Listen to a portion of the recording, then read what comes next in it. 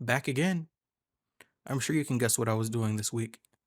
Once again, same old, same old. I was in Eorzea. Anywho, I have something else to talk about today. This has been on my mind for a little bit, so let's get into it. One of my biggest pet peeves is those who are a lot more privileged in some way or another that are always, waxing philosophical about how other people don't understand things or other people aren't as worldly as they are. And I will say, obviously, in American culture, for the most part, you can't just come out openly, make fun of poor or uneducated people and say, ha ha ha ha ha. They can do that in other countries, but, we can't do that here for the most part.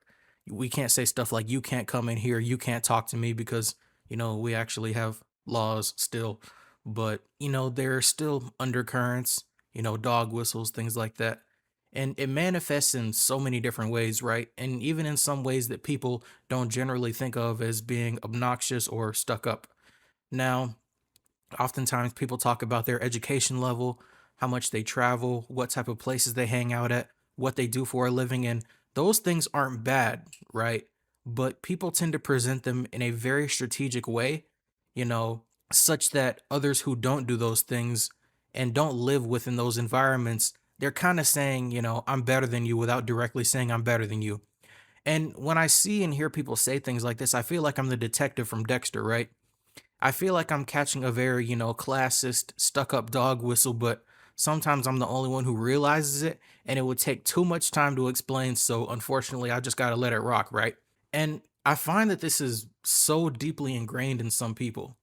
I encourage you to go to your local town hall and see what the people there talk about.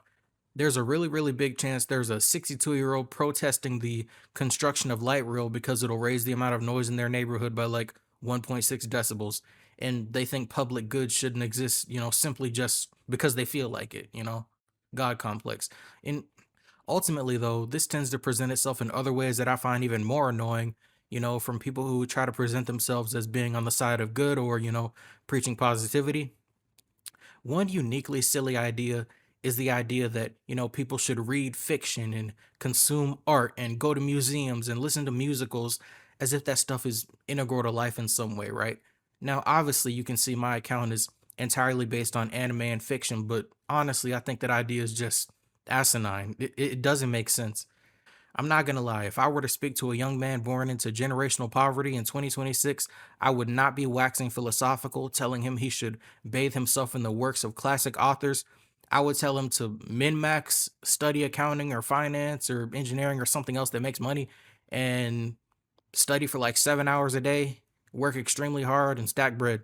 And obviously, you can swap that out for anything else that makes money, but the reason I think like this is because the older I get, the more I realize that for everything you don't do with your own hands, somebody else is doing it for you or somebody else has already done it for you, whether you realize it or not, whether you are too prideful to admit it or not. And that's part of the reason that I don't get on here and participate in like the concern trolling about the next generation being illiterate. It's most likely people just punching down on poor people in a rebranded format, and it's not funny to me.